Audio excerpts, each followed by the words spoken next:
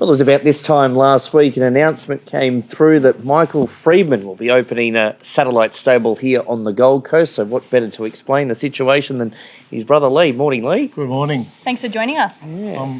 That's great, yeah. We've had a couple of false starts with this show this week, but no one knows that. Well, That's right. yeah. We'll move along. So what's the latest? Well, it's simply I'm going. We're doing. It's hard to explain, but it's actually I'm going to work for him. We've got time. We've held this show over for 3 days to tell us. Basically, it's I'm taking over running the stable for him. Yep.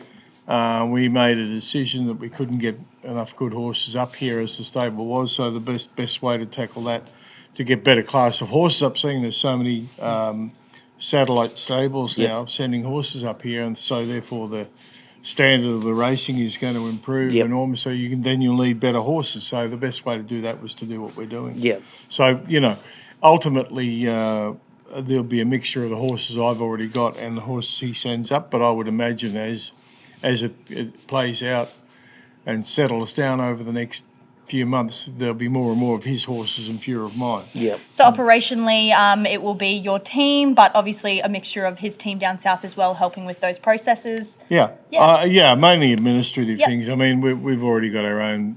That was the appeal to him too, being a family member doing it, and also having staff already. So basically, all he had to do is terminate those staff and re-employ them in his company. So. Yep.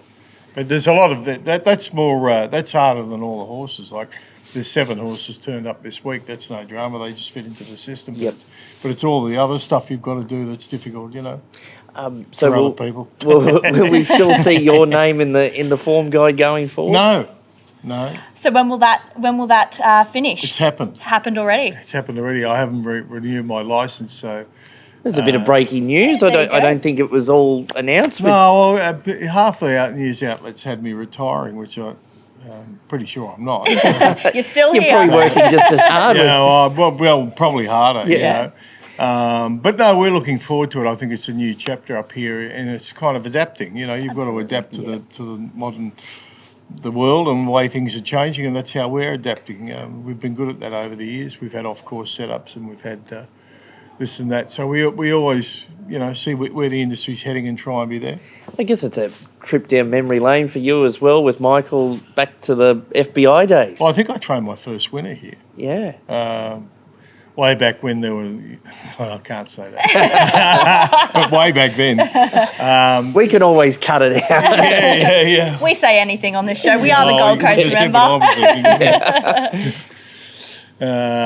So it's interesting. Yeah, we like living here, and it wasn't that pleasant because we had bad, in the main bad horses, a handful of good horses, but a lot of bad horses, and I just haven't got the time or the patience to be bothered with bad horses. So get better horses in the stable. One horse that has been good for you over the last couple of seasons in Coda. He was back at the trials yesterday at Bow Desert.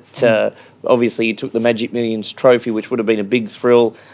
His trial yesterday was borderline brilliant for a stayer. Yeah. He just got plagued by wet tracks during the winter. He hates the wet going, but we saw how good he can be and what sort of potential he's got when he won here on Magic Millions night. He actually gets through some soft ground, but he's not as good. He's better on top of the ground, and on the rare occasions he gets better ground, he's pretty useful horse. So I cut his program short during the winter. We were trying to get him ready for the Brisbane Cup, and I just said, it's a waste of time running on heavy tracks. It's only going to flatten him and that. So we gave him 3.5, 4 weeks out, and he's come back brilliant, absolutely brilliant. So we're hoping that we get firm tracks during the spring, whether it's here or down south. But certainly there's a nice race in that horse. He's got good ability for the number of times he's struck firm ground over his distance. It's very rare. It's not very often, Just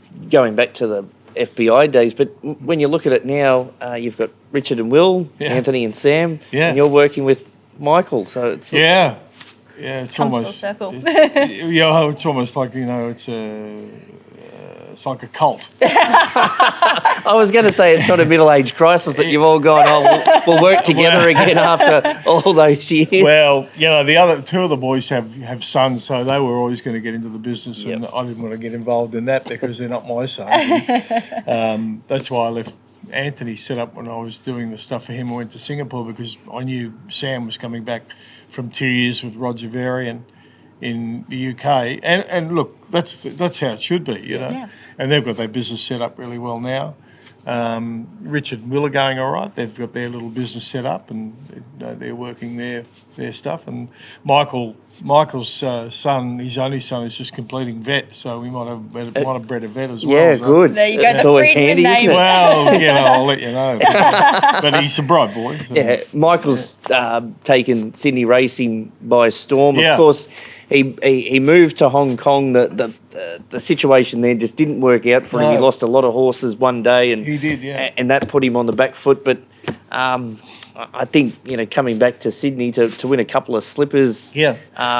You know, and he's always got a nice horse coming through the stable and progressive types, and he fits right into Sydney racing, and he'll fit in here to the Gold Coast too. He'll know what sort of horse to bring up to target the Queensland racing scene. Yeah, I think that's how it'll play out. He'll work out. I mean, I said to him the other day, I said it's not as simple here as it used to be, when we used to send them up years ago, and Yeah. you could basically send anything up and it'd win up here. It's not the case anymore because there's a lot of stables with money behind them up here now, you know, including a lot of those big southern stables. So it's once again, it's a matter of adapting and working out where you want to be and what horses you need here and all that sort of thing. Like in Sydney, he's specifically targeted being a 2 and 3 year old Yep, trainer. He yep. doesn't really want older horses because that's the marketing down there, and he's doing really well at it, and he's recognised as being specialist in that area, which is a good niche to be in. Yeah. It's a good niche to be in. And I think he sort of mentioned the other day he'll probably send some of his Magic Million horses up here a little bit earlier. Yep. Now that he's got a permanent Yeah. base, to get them ready up here, which I think is the best way to try and win the millions with a 2-year-old. Not that I've done it, I've had a few placings, but I think the correct way is to have them here for a while, get them used to that humid weather in the summer, and get them used to the tracks up here. Those hit-run visits don't usually work very well. Like you said, a lot of the interstate trainers are creating satellite stables up here. And how beneficial is it that, you know, you've been here, you've seen it, Yeah. you know what the landscape's like. So Michael, having your knowledge coming into the Queensland racing scene obviously will be so beneficial for him. Yeah, well, you know, it's a bit of both. It's the things I know and the mistakes I've made that he'll learn from, you know. And I think it'll work really well. We've always had a good working relationship, and but at the moment we're trying to fit into his system and do his branding and all that. But it's all peripheral stuff, but it's got to be done. You Absolutely. know? It must have given you great satisfaction to see Mahogany inducted into the Hall of Fame at the end of August in the awards in Queensland. What a horse he was. It just amazes me it took him that long to get Yeah. there. I mean, he's been one of the best horses in the last 30 years, you know, to win 2 derbies and 2 lightnings. But no, it's great. It's great to see him get in. Very, very well deserved. I always told Lloyd and Kerry that he was badly owned. That's why. And that's what took him so long. But no, it's fitting that he should. When you look at his record, it was quite remarkable what he was able to achieve. He won 2 Group 1s as a 2-year-old as well. He won the Sires and the Castlemaine up here. Right. Come back his 3-year-old season, I think he almost went undefeated. He might have got beaten in 1 race, but he won 2 derbies. He won a Randwick Guineas.